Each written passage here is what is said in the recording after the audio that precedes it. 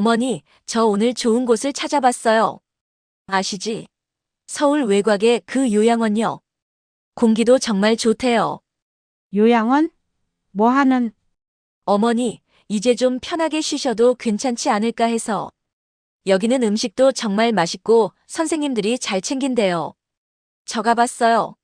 진짜 좋아요. 흰 벽, 그리고 창밖으로 보이는 잔디밭. 요양원이라는 곳은 대개 이런 모습입니다. 청결하고 조용하고 무언가 마지막 같은 냄새가 나는 그런 곳. 어르신, 이사 오신 거 맞죠? 장기 입소라고 들었는데요. 이 한 문장, 이 문장이 72세 정순자 할머니의 인생을 갈라놓게 됩니다. 하지만 지금부터 말씀드릴 것은 그런 흔한 버려진 할머니 이야기가 아닙니다. 평생 보잘것없는 할머니라고 자신을 낮춘 여인이 20년을 숨겨온 비밀 문서 가방을 열고 조용하고 품격 있게 자신을 버린 가족을 어떻게 무너뜨렸는지에 관한 이야기입니다. 이것은 복수 이야기지만 욕설 하나 없는 가장 품격 있는 반격의 기록입니다. 정순자는 72세입니다. 서울 강남구 임곡동 아파트 32평에 살고 있었습니다. 남편이 세상을 떠난 지 벌써 15년. 그 긴 세월 동안 정순자는 아들이 해달라는 것, 며느리가 필요로 한 것들을 챙기는 것을 자신의 인생으로 여겨왔습니다.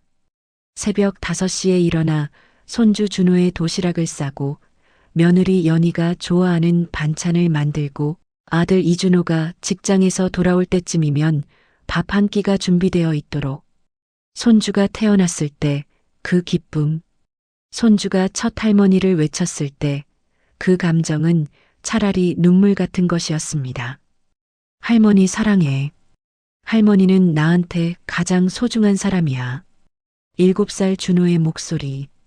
그것이 정순자에게는 세상 모든 보상이었습니다. 아파트 대출금도 정순자가 도와줬습니다. 500만 원이 부족했을 때 자신의 조금씩 모아둔 돈을 주었습니다. 엄마, 이건 나중에 꼭 갚을게요. 아이고, 우리 아들. 갚을 거 뭐 있냐? 우리 준호가 좋은 집에서 자라나는 게 그걸로 충분하지. 그렇게 12년이 흘렀습니다. 그러던 어느 봄날, 수요일 오전 11시 30분, 며느리 연희의 목소리가 전화로 흘러나왔습니다. 톤은 밝았지만 뭔가 다른 것이 있었습니다.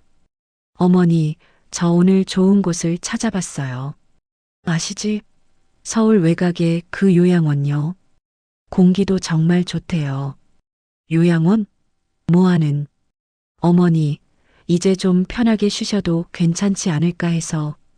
여기는 음식도 정말 맛있고 선생님들이 잘 챙긴대요. 저 가봤어요. 진짜 좋아요. 정순자는 침대에 누워 있었습니다. 특별히 아픈 건 아니었습니다. 다만 하루 종일 손주 준호를 돌봤기 때문에 오후 2시가 되면 항상 누워만 있었습니다. 피곤했거든요. 72세의 몸에는 새벽부터 밤까지 해야 할 일들이 너무 많았습니다. 아이고, 연희야. 나 아직 건강한데. 그런 곳까지 갈 일이. 어머니, 정말 좋은 곳이에요. 체험도 해보신 후에 결정하셔도 괜찮아요. 일주일만 가봐요. 제발이요. 준호도 재밌는 곳이면 좋다고 했어요. 연희의 목소리에는 진심이 있었습니다. 아니, 정순자는 그것을 진심이라고 믿고 싶었습니다. 사랑하는 며느리가 자신을 걱정해주는 것이라고. 그럼, 일주일만이구나. 알겠어, 연희야. 다음 날, 정순자는 작은 캐리어 하나를 끌고 아들의 차에 올라탔습니다. 창밖으로 서울 도심이 사라지고 회색빛 고속도로 그리고 한적한 시골길이 펼쳐졌습니다. 요양원 건물은 생각보다 크고 깔끔했습니다. 오셨어요. 우리 어머니 오셨어. 하얀 유니폼을 입은 직원이 인사했습니다. 정순자는 미소를 지었습니다. 여기가 그 요양원이구나. 로비를 지나 2층 복도를 걸어가는 순간 직원이 정순자를 할당받은 방으로 안내했습니다. 2인실이었습니다. 한쪽 침대는 비어 있었습니다. 어르신, 이사 오신 거 맞죠? 장기 입소라고 들었는데요. 그 문장이 떨어진 순간 정순자의 얼굴은 창백해졌습니다. 뭐라고요? 네, 장기 입소요. 어르신 아드님이 계약할 때 장기로 원하신다고 하셔서요. 여기가 어르신의 새로운 집이 될 거예요. 그때 정순자는 눈앞이 캄캄해졌습니다. 일주일. 체험이 아니라 손이 떨렸습니다. 연달아 전화를 걸었습니다. 아들에게. 이준아, 이게 뭐 하는 거야? 내가 여기 장기로 있으라고 한 적이 있냐고. 엄마, 지금 회의 중이라. 회의가 중요해? 엄마 말을 먼저 들어. 하지만 아들은 전화를 끊어버렸습니다. 아니, 아들은 그 이후로 일주일을 연락하지 않았습니다. 정순자는 그 낯선 침대에서 마치 폐기된 물건처럼 놓인 자신을 바라봤습니다. 손주가 좋아하는 국을 끓일 수 없는 주방. 아들이 좋아하던 나무를 묻힐 수 없는 이 방. 20년을 함께한 그 집 앞 모든 것들이 사라졌습니다. 짐덩어리라 생각했나 봐. 정순자는 창밖의 잔디밭을 바라봤습니다. 난 12시의 햇빛이 너무 밝았습니다. 그리고 밤 정순자는 떨리는 손으로 옷장을 열었습니다. 옷들 밑에 낡은 보따리 하나가 있었습니다. 이제 봐야 할 때가 됐나 보네. 손에 묻은 40년의 먼지를 털고 정순자는 그 비밀 서류 가방을 펼쳤습니다. 그 안에는 요양원의 침대는 낯설었습니다. 첫밤 정순자는 눈을 감을 수 없었습니다. 천장의 불빛, 복도에서 들리는 보행기 소리, 중얼거리는 다른 할머니의 중얼거림. 이 모든 것이 자신이 버려졌다는 사실을 알려주는 악기들처럼 울렸습니다. 아침이 왔습니다. 정순자는 휴대폰을 들었습니다. 아들에게서 온 메시지가 있는지 확인했습니다. 없었습니다. 딸에게 전화했습니다. 준호 손주는 어떻게 지내?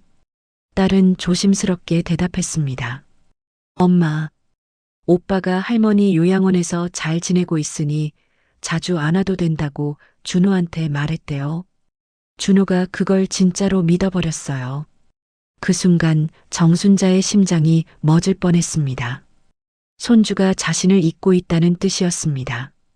엄마, 이상한 건. 딸이 말을 이었습니다. 오빠가 엄마 아파트를 판다고 했어요. 내가 물었어. 엄마 돈이 든 아파트인데 왜 팔아? 그랬더니 엄마 생활비는 그 집 월세로 충당하면 되고 나머지는 우리 아파트 확장에 쓸 거라고. 며칠이 흘렀습니다. 정순자는 밥도 제대로 먹지 않았습니다. 요양원 직원들이 걱정했습니다. 밤이 되면 정순자는 혼자라는 생각에 몸을 웅크렸습니다. 4일째 밤, 정순자는 일어나 앉았습니다. 더 이상 누워 있을 수 없었습니다. 자신의 옷장 밑에서 그 낡은 보따리를 꺼냈습니다. 작고 검은색인 그것은 마치 거미줄 속에 갇혀있던 비밀처럼 먼지투성이었습니다. 20년을 숨겨온 그것. 정순자가 천천히 끈을 풀었습니다. 안에는 오래된 서류들이 있었습니다. 노란빛이 묻은 증권, 등기부등본, 인감도장, 그리고 남편의 필체로 쓰인 편지. 내 사랑하는 순자에게. 정순자의 손이 떨렸습니다. 남편 이승민은 1990년대 초 작은 식품회사를 세운 사람이었습니다. 당시만 해도 각각 따로였던 요구르트, 치즈, 버터 제조회사들. 남편은 뭐라고 했던가요? 순자야, 이 사업들을 다 통합하면 뭔가 커질 것 같아. 근데 이건 내 욕심이야. 넌 내게 충분해. 그 후로 10년. 정순자는 남편이 한 땀 한 땀 모아온 것들을 몰래 돕고 있었습니다. 밤 11시에 남편이 돌아올 때 따뜻한 국을 끓여두고 그의 회계장부를 정리해주고 그의 어깨를 눌러주었습니다. 내가 있어서 다행이지? 남편은 언제나 웃으며 물었습니다. 정순자는 대답했습니다. 당신이 있어서 내가 있는 거야. 그러던 2003년 남편은 갑자기 심장마비로 떠났습니다. 정순자가 39세였을 때입니다. 유산은 상당했습니다.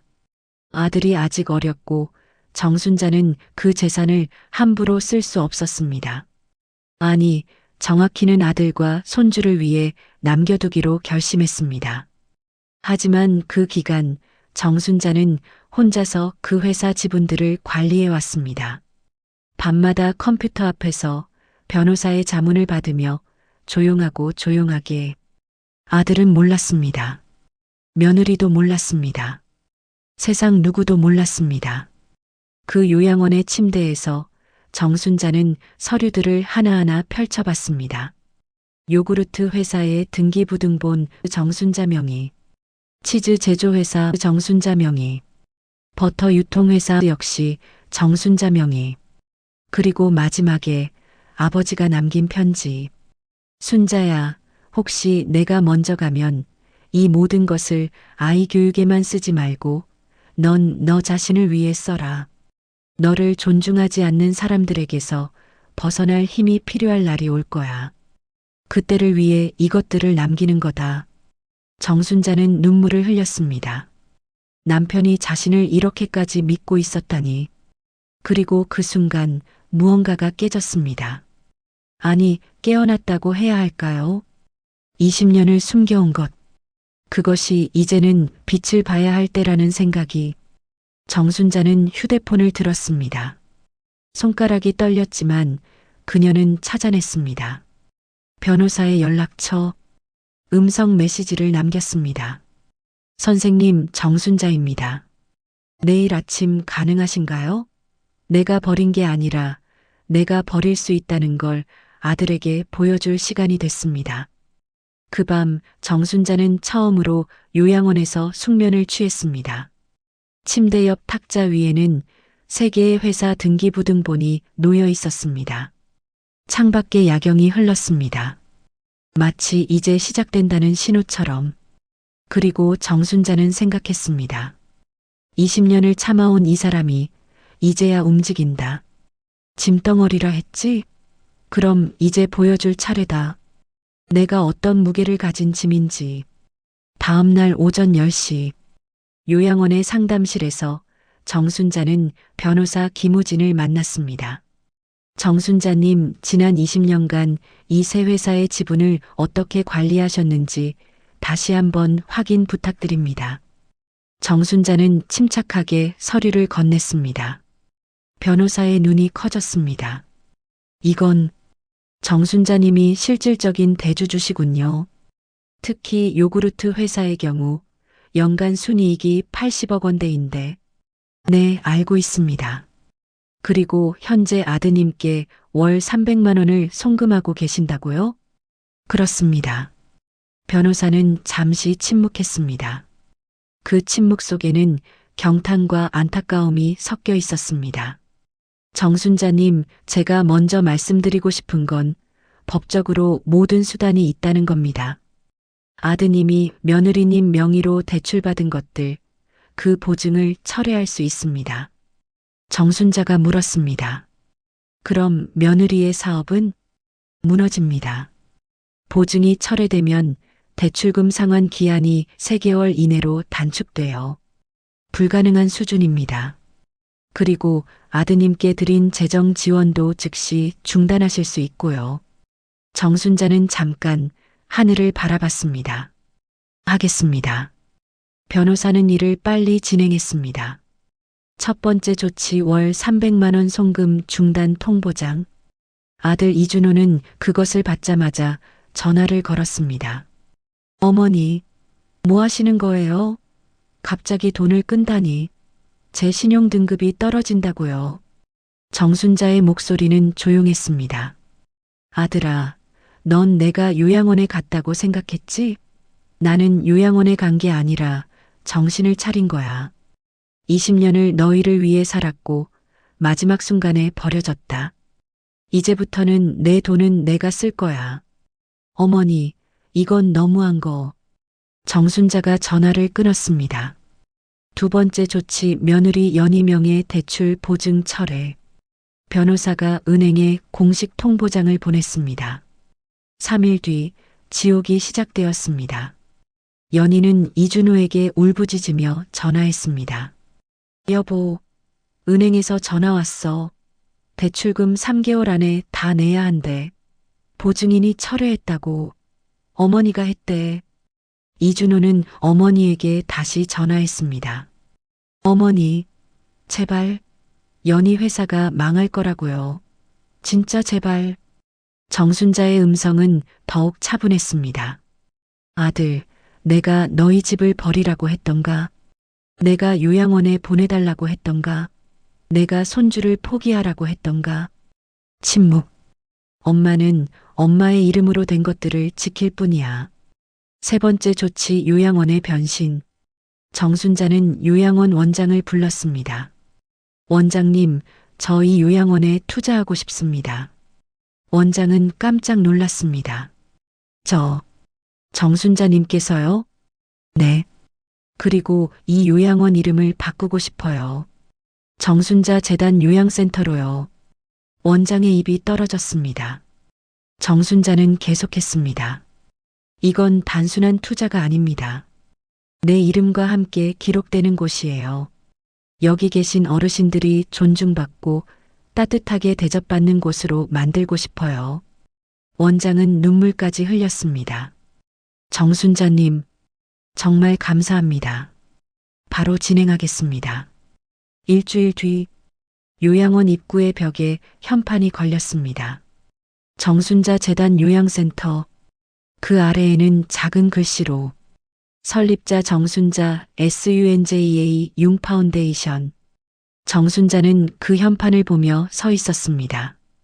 요양원이 처음 들어온 곳, 자신이 버려진 곳, 그곳이 이제 자신의 이름으로 새로 태어났습니다. 한편 연희의 사업은 완전히 무너지고 있었습니다. 은행의 대출금 독촉은 매일같이 왔습니다. 신용카드는 모두 블랙리스트에 올랐고 사무실 임차료도 낼 수 없었습니다. 한 달 뒤 연희의 온라인 쇼핑몰은 폐쇄되었습니다. 이준호는 어머니의 집으로 가려고 했습니다. 하지만 그 아파트는 이미 매각되기 시작했습니다. 변호사는 조용하지만 빠르게 모든 것을 정리했습니다. 그리고 한 달 반이 지났을 때 요양원에서 정순자는 편안하게 앉아 있었습니다. 로비의 소파에서 차를 마시면서 옆에는 요양원의 다른 할머니들이 카드를 치고 있었습니다. 정순자 할머니, 이건 정말 멋진 곳이야. 이런 재단이 있다니. 정순자는 미소 지었습니다. 그렇지? 여기 사람들은 모두 존중받을 자격이 있는 사람들이야. 어디서 왔든 누구의 어머니든 이곳에서는 누구나 소중한 사람이야. 창문 밖으로 벚꽃이 흩어지고 있었습니다. 정순자는 생각했습니다. 여보, 봤어? 나 해냈어. 그리고 그녀의 입가에는 미소가 맺혀 있었습니다. 평생 남편과 아들을 위해서만 살던 여인이 마지막이 아닌 처음을 시작하는 순간 벽에는 여전히 현판이 걸려 있었습니다. 정순자 재단 요양센터. 그것은 더 이상 자신이 버려진 곳이 아니었습니다. 자신이 일어선 곳, 자신의 이름으로 영원히 기록될 곳. 그리고 이준호는 아직도 전화를 걸고 있었습니다. 어머니, 제발 다시 생각해 주세요. 하지만 정순자의 휴대폰에는 아들의 번호가 이미 차단되어 있었습니다. 한 달이 더 지났습니다. 정순자는 요양원의 방에서 책을 읽고 있었습니다. 일상은 조용했습니다. 아침마다 규칙적으로 산책을 하고 점심 후에는 다른 할머니들과 화투를 치고 저녁이 되면 창밖의 야경을 바라봤습니다. 더 이상 아들로부터 전화가 오지 않았습니다. 어쩌면 그것이 정순자가 원했던 것일지도 모릅니다. 오후 2시 30분, 요양원의 현관문이 열렸습니다. 여인이 들어왔습니다. 검은색 코트를 입은 하지만 온몸이 낡아 보이는 여인. 며느리 연이었습니다. 얼굴은 창백했고 눈은 붓고 있었습니다. 머리는 단정하지 못했고 손톱은 깨져 있었습니다. 요양원 직원이 정순자에게 알렸습니다. 정순자 할머니, 손님이 오셨어요. 정순자가 로비로 내려갔을 때 연희는 무릎을 꿇으려고 했습니다. 어머님, 죄송합니다. 정순자가 손을 들었습니다. 앉아라. 연희는 의자에 앉았습니다. 정순자는 그녀를 천천히 바라봤습니다. 우리 손주는? 연희의 목소리가 떨렸습니다. 준호는 아버지 회사에 다니고 있어요. 아버지가 최근에 다시 받아줬어요. 준호는 할머니를 그리워하고 있어요. 그렇구나. 정순자가 일어났습니다. 잠깐 여기 있어라. 정순자는 부엌으로 가서 천천히 손을 움직였습니다. 커피를 내렸습니다. 천천히 아무 서두름 없이 물을 데우고 원두를 갈고 그것을 필터에 붓고 물이 떨어지기를 기다렸습니다. 시간이 고요했습니다. 20년을 기다린 시간, 한 달을 치료받은 시간, 모든 것이 이 한 잔의 커피를 내리는 손에 담겨 있었습니다. 정순자가 커피 잔을 들고 돌아왔습니다. 연희에게 건넸습니다. 마셔라. 연희는 잔을 들었습니다. 손이 너무 떨려서 커피가 흐르고 있었습니다. 정순자가 앉았습니다. 연희의 맞은편에. 그리고 말했습니다. 연희야, 나 하나 물어볼 거 있어. 네. 어머님, 내가 너한테 뭐라고 들었냐?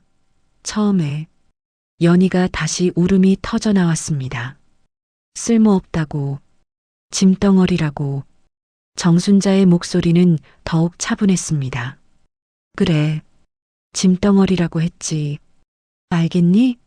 짐은 버리면 사라지는 게 아니야. 버린 사람이 자꾸 생각나고 자꾸 떠오르고 그게 마음에 걸려서 괴로워. 그리고 때론. 정순자가 잠시 멈췄습니다. 창밖으로 요양원의 정원이 보였습니다. 때론 짐이라고 생각한 것이 사실 너희를 덮어버리기도 한단다. 연희는 더 이상 말을 할 수 없었습니다. 정순자는 계속했습니다. 너희가 나한테 해준 일들 나는 못 잊어. 하지만 넌 이제 알아야 해. 세상에는 두 종류의 사람이 있어. 자기 부모를 돌보는 사람과 버리는 사람.